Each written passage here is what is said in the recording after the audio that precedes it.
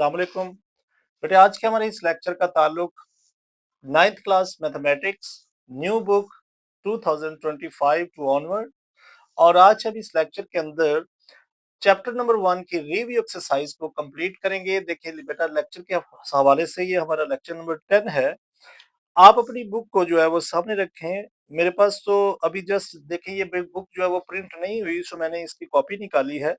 देखिए यहाँ पे लिखा है, अब सबसे पहले तो हम एमसीक्यूज देखते हैं। जब एमसीक्यूज यानी मैं यहाँ पर आपको जस्ट उसकी ऑप्शन बताता हूँ, आपने जस्ट अपनी बुक पे उसको मार्क करना है। 4 options are given against each statement, encircle the correct option. आपने एक ऑप्शन को करेक्ट मार्क करना है। अंडर रूट 7 इज, देखें फर्स्ट आपका एमसीक्यूज है under root 7 is.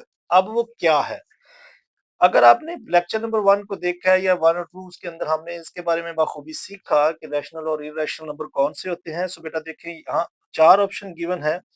Integer, option B rational number, option C irrational number and option D natural number. So बेटा under root 7 जो है, अगर तो ये कंप्लीट स्क्वायर होता तो फिर ये रैशनल नंबर था। अब ये कंप्लीट स्क्वायर नहीं है, सो ये हमारी ऑप्शन सी जो है वो इसका आंसर है।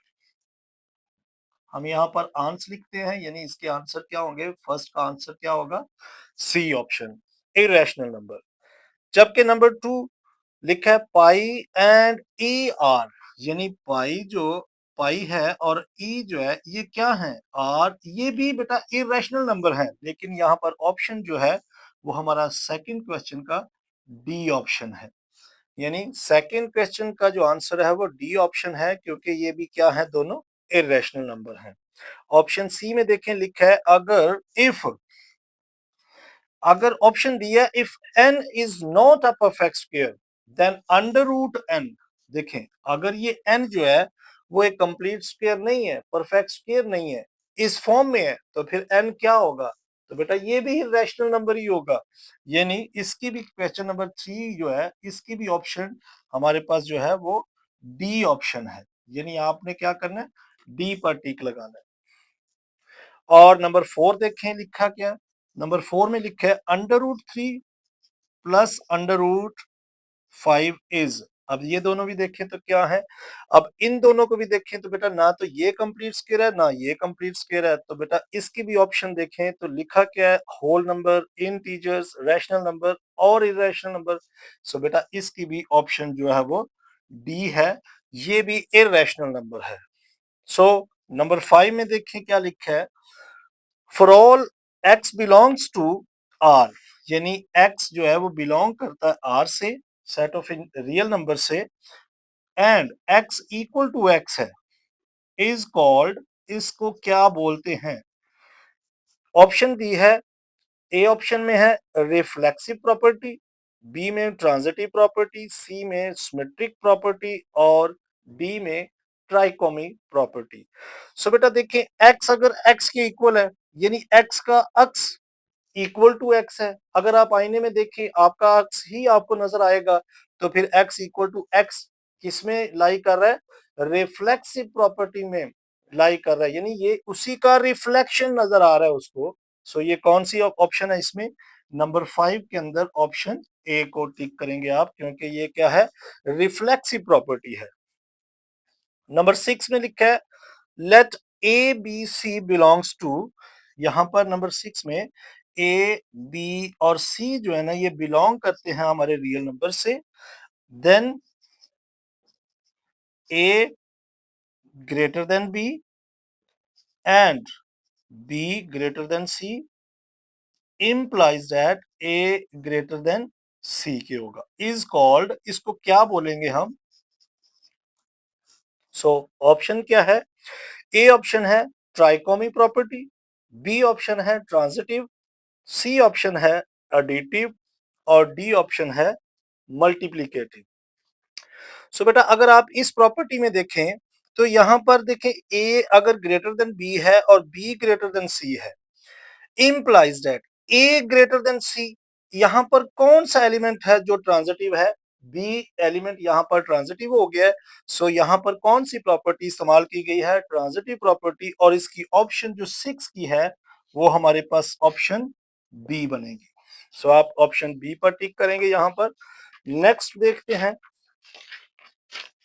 So option so question number 7 में लिखा है, देखें यहां पर हम करते हैं question number 7।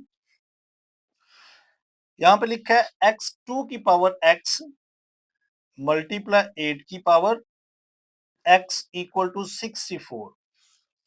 So then x is equal to, तो बेटा यहां पर अगर आप ख्याल करें x2 की पावर x है मल्टीप्लाई 8 की पावर x है। अगर आप इनको सॉल्व करें तो देखते हैं सॉल्व करके क्या प्रॉपर्टी, क्या इसका आंसर आता है। हम 8 को लिख लेते हैं 2 की पावर 3 और ये वाला x एज इट इज, यानी बाहर वाला जो x है वो एज इट इज हमने लिख दिया और बाकी भी हमने जो पावर्स थी वो ऐसे लिख दी। अब 64 को हम लिख सकते हैं 2 की पावर 6, 2 की पावर 6 लिख लिया हमने इसको।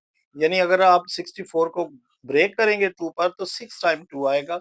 अब आप यहाँ पर देखिए तो दोनों की बेस सेम है, सो दोनों की बेसिस सेम है, सो पावर हम इसकी क्या करेंगे 2 की पावर को ऐड कर देंगे। So 3x plus x equal to 2 की पावर 6 आ जाएगा।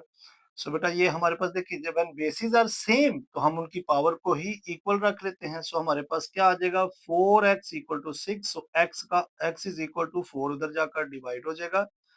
सो आंसर जो आएगा वो 3/2 आएगा।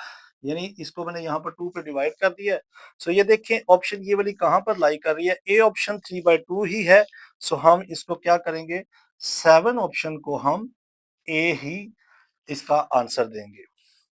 8th ऑप्शन में लिखा है let A b belongs to set of real number then a equal to b and b equal to a is called. अब देखें बेटा कौन सी प्रॉपर्टी है, अगर ए इक्वल टू बी है और बी इक्वल टू ए, दोनों एक दूसरे के इक्वल ही हैं।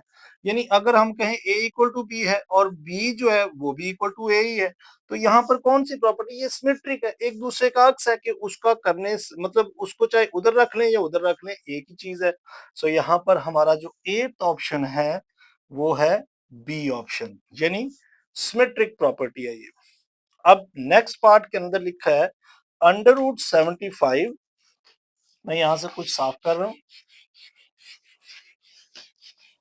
देखिए लिखा है अंडर रूट 75 और इसके साथ अंडर रूट 27 है और इन दोनों का आंसर जो है वो पूछ रहा है कि क्या। अगर तो आपके पास साइंटिफिक कैलकुलेटर है, आप जस्ट इसको मतलब अंडर रूट के साथ लिखेंगे तो बेटा आपके पास जो आंसर आएगा वो 8 अंडर रूट 3 आएगा। कैसे आएगा आप इसको सॉल्व करके देख सकते हैं। देखिए 75 को हम लिख सकते हैं 5 इंटू 3 और इसको हम लिख सकते हैं 9 इंटू 3। सो बेटा 9 इंटू 3 को देखें, ये इसका 5 अंडर रूट 3 बाहर आ जाएगा और इसका 3 अंडर रूट 3 बाहर आ जाएगा। तो देखिए 5 में प्लस 3 ऐड करेंगे सो ये आ जाएगा और 3 दोनों में कॉमन है, सो 8 अंडर रूट 3। सो इसके लिए हम 9 ऑप्शन का जो आंसर देंगे डी ऑप्शन। नंबर 10 पे देखें तो लिखा है the product of under root 3 plus under root 5 और 3 माइनस अंडर रूट 5, ये दोनों की प्रोडक्ट कहा गया क्या होगी। अगर हम इन दोनों का देखें फार्मूला